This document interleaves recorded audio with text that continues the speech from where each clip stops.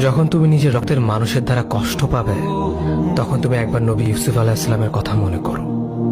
তিনি কিভাবে নিজের ভাইয়ের দ্বারা প্রতারিত হয়েছিল। যখন তোমার বাবা মা না বুঝে তোমার বিরুদ্ধাচরণ করে, তখন নবী ইব্রাহিম আলাইহিস সালামের কথা মনে করো। তার বাবা তাকে আগুনে নিক্ষেপ করায় ভূমিকা রেখেছিল। যখন তুমি সমস্যা থেকে পরিত্রাণের জন্য কোনো পথ পাবে না, তখন ইউনুস আলাইহিস সালামের কথা ভেবো। তিনি কতটা সময় তিমি মাছের পেটে আটকা পড়েছিল। যখন তোমার নামে কেউ মিথ্যা অপবাদ ছড়িয়ে দেবে, তখন মা আয়েশা রাদিয়াল্লাহু আনহার কথা মনে করো। তার নামে পুরো শহর জুড়ে কুৎসা রচনা করা হয়েছিল। যখন তুমি অসুস্থ ব্যথার যন্ত্রণায় কাতরাতে থাকো, তখন নবী আইয়ুব আলাইহিস সালামের কথা ভেবো। তিনি ভয়ঙ্কর এক ভাইরাসজনিত রোগে আক্রান্ত হয়ে তোমার থেকে বেশি কষ্ট পেয়েছিল। যখন তুমি দিনের কোনো বিধান নীতিতে যুক্তি খুঁজে পাও না, তখন নবী নূহ আলাইহিস সালামের কথা ভেবো। তিনি কোনো প্রশ্ন ছাড়াই মরুভূমিতে নৌকা তৈরি করেছিল।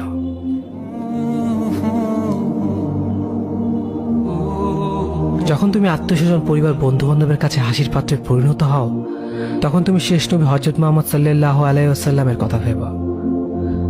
রাসূল সাল্লাল্লাহু আলাইহি ওয়াসাল্লাম বলেছিলেন, সবচেয়ে বড় পরীক্ষা দিয়ে সব থেকে বড় পুরস্কার আসে। যখন আল্লাহ কাউকে ভালোবাসেন, তখন তাকে পরীক্ষা করেন, এবং যে এই পরীক্ষাগুলো মেনে নেয়, সে আল্লাহর সন্তুষ্টি অর্জন করে।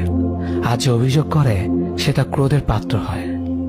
হে আল্লাহ, তোমার কথা মনে করা, তোমার প্রতি কৃতজ্ঞ হওয়ার এবং তোমার ইবাদত করার তৌফিক আমাদের দান করো। আমিন। যেভাবে তুমি সন্তুষ্ট হও, সেভাবেই আমাদের পরিচালিত করো।